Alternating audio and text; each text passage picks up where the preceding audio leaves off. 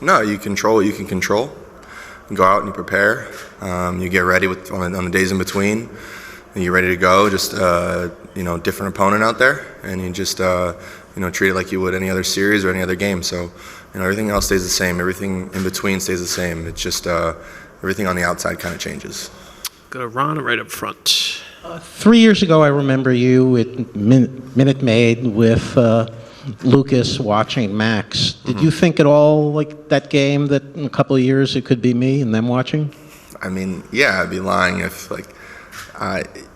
it's a funny feeling watching that, because you're excited for one of your best friends and you're incredibly happy for him, and also in that same moment as a competitor, you want to be in that situation, you want to be on the field.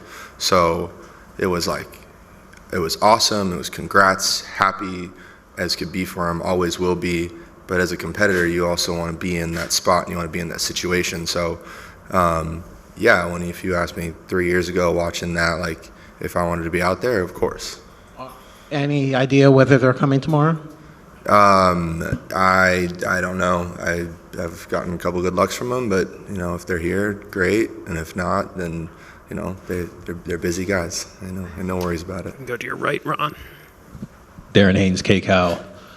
How much have you looked back at both rosters and all the talent that's coming out of this area, like yourself? Yeah, I mean, crazy. Even you just look at California in general, of the guys that have come out of here, even some guys that aren't playing. You look at Glass, and what a role he played for this team for majority of the year, and how much he'd love to be out there. But the talent overall, and you kind of look at it, not even just nationwide, worldwide, when you add in all the players and just how deep that this series is with talent and the guys and the names that are out there. It's as star-studded as it gets. Far back on your left, Jack. Tyler? Jack, what are the challenges of going up against a lineup that is going to take its walks and not chase out of the zone too much?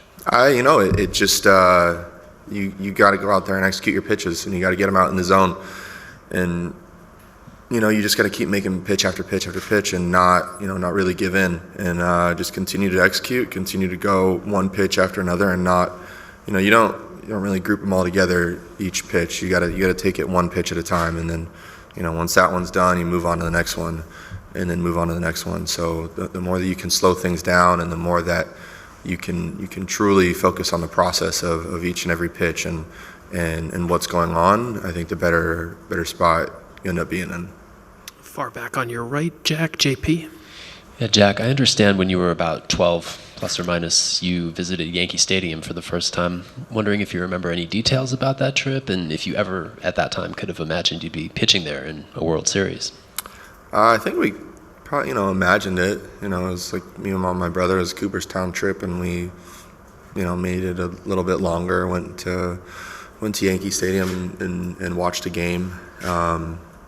Remember the atmosphere being amazing, and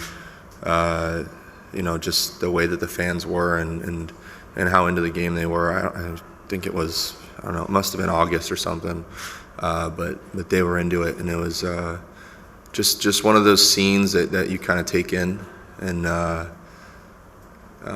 you enjoy the history of it, and even at 12, like you just take it in and enjoy it. But also at that time, I'm 12. I think my brother's, he's probably 8 at that point. We're there and enjoying baseball, and we're just there to watch the game, eat some food, and hang out. So it'll be a different setting going there this time.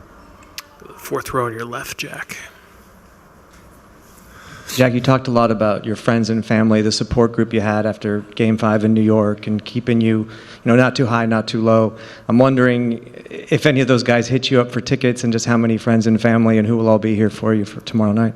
Yeah, people know not to ask me for tickets. They know not to ask me for tickets, but they also know that family's going to get taken care of. So that's the way it's always been from game one that I've had here in 2018.